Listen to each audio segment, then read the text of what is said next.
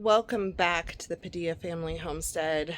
Today I am planting irises. I have a little bit of footage of that I will put in right after this. Actually, I'll put it in right now. This was a beautiful day to do some gardening. It was upper 70s, if not 80 this day, but I was doing it in the morning, so it was probably in the 70s. And it was beautiful. So with irises, I only have a short clip here, but with irises, I'm putting them a little closer than I should, partially because we're not planning on living here for many years for these to duplicate. But I am putting them in correctly. We have looser soil here. If you have hard soil, you're supposed to leave the top half of the rhizome showing. But if you're in soft soil, you can just barely cover it. I'm not putting bark over that rhizome. I'm putting the leaves front facing, and then more iris rhizomes will grow off of the sides. And if you had left these in one spot for many years, you would end up with a full circle of irises. But these will be transplanted in a year or two again to wherever we end up moving. But for now, they're going to call this beautiful bed their home, and they're already greening up really well. These irises were a gift from my husband's customer, so I have no clue what variety they are. They are somewhat pale from being in the bucket for a few days. So if they work, they work. I did some irises up here on this corner by the door, and I did irises in that back corner over there. So I'm really excited. This should be fun. I got some of the yard decor out today. I'll turn the camera around so I can show you. I think I'm gonna put a pot right there of something. So I put the snails there for now. I've got these little birds, a flag, the pinwheel. I've got these little cute little ducks in a row, another bird and pinwheel,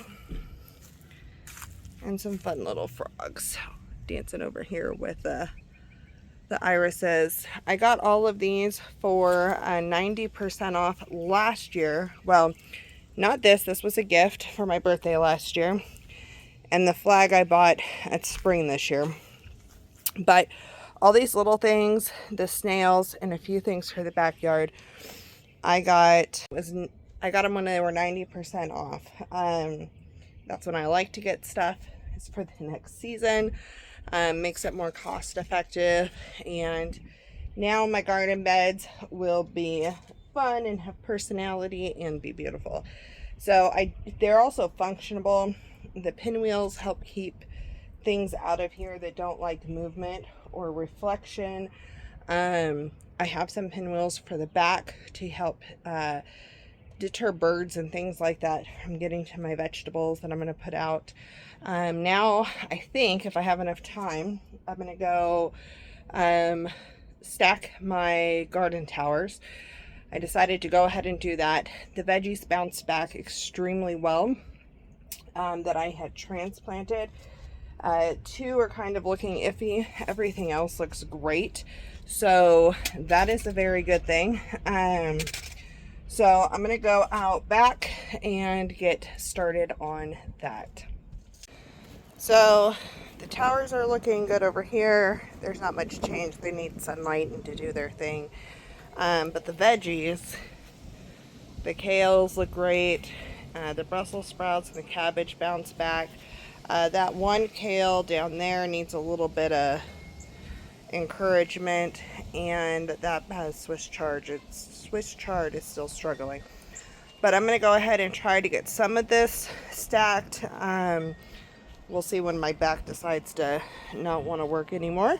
But I will get this hooked up onto the tripod and get going. The wind started picking up a lot here, so And this took me a while. This took about 45 minutes that I have cut down into just like 4 minutes. So I sped it up for you. But I'm going to build all three GreenStalk towers and get them set up. I have the first one I'm building right now is going to be all strawberries as long as all of those strawberries survive. And then I'll have one for more of the leafy style greens and things like that. And then one for bigger vegetable style items. Now, I did get our hose set up with the spray nozzle. I'm cleaning these out. Anytime you downstack your GreenStalk towers, those little water trays, it's really important to spray those down. I'm also glad I did this because on the bottom of a couple of them, there were some caterpillars that had cocooned themselves down there. And that's where moths and things come from, so I took care of those. I'm just making sure all my towers on this particular one are filled with strawberries that look like they might survive. If they don't all survive, that is okay. It's not going to be the end of the world. I also decided that the tower over, both towers against the fence are going to be on my turntable bases, which I love. They're like Lazy Susan bases. If you have a choice, I would definitely buy the Lazy Susans. They were not available when I bought my first GreenStalks. So what I ended up doing is I bought two when I bought my last GreenStalk. And so I have a regular base for one that I have wheels on. And then my turntables, I do not have wheels on. You could put wheels on them if you wanted to, but I don't find a need to. And I use my turntables where I know I'm not going to want to roll them away. And I can spin them for access better. And so I felt like the ones against the fences were the best for that.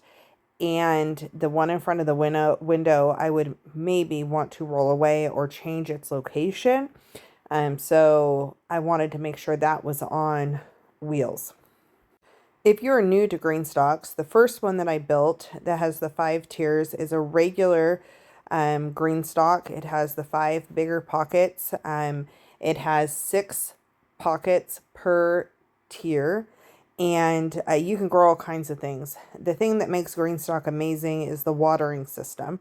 And I'll talk a little bit more about that in a second. But the one I'm building right now is a leaf, and so it has 7 tiers that have the 6 pockets, but they don't have as much room for roots because there's a lot of things that don't need as big a space for roots. And so that leaf one works perfectly for that. I also am watering these in. You'll notice as I was building this, I added water to the top couple of tiers because they were really dry. I hadn't really done a good job at watering these. And then we had not been over at the place for like 3 weeks. They didn't get watered. So I made sure that anything that looked really dry, I used the soaker aspect on the hose nozzle. And I soaked those tiers. And then I watered through the top to make sure everything got watered really well. What I do not want is for these planters to go hydrophobic. Hydrophobic means that they won't absorb the water. They basically repel it. So basically each tier has these little gray discs that has holes in it. It has 6 holes that point at each pocket. So when I'm putting it in, I'm lining up those little holes to point at each pocket, so each one gets watered really well. And then the top has the tray that matches the GreenStalks, and that one has the 6 holes as well, plus the hole in the center. And the water, you fill it when you water, you're watering, filling that top container up until it starts to come out the bottom of the GreenStalk. The 7-tier GreenStalk is going to take longer for it to come out than the regular tier, but it doesn't take that long, and I just love these. They're amazing. I do have a coupon code or discount code in the description of most of my videos that you can use to get $10 off your order of $99 or more, I believe. And you can use that if you want to. Basically, you click the link and it'll email you, it asks you for your email, and you can put that in and get a coupon if you're interested in getting a GreenStalk. I had some extra time, so I decided to go ahead and put up my pinwheels. Now, I'm using pinwheels out here because there's a lot of activity with birds and squirrels. We're in a neighborhood. I'm also learning the weather out here, and so I can see how much wind is happening through the windows and so forth. And I really like the look of it. So it's pretty much dual purpose for me. Beauty and also keeping little, hopefully birds out of my strawberries and hopefully deterring squirrels. But I don't know if those are really deterred anymore. And that's it. We ended up taking down the top two tiers a couple days after this, right before a huge wind and hail happened, just because I didn't want to risk them tipping over. But they did great. The remainder of the stacks did great. The pinwheels were fine. Everything was good. So I am loving this little backyard. It is a great place to soak up some sunshine and to sit and listen to the birds and just have peace.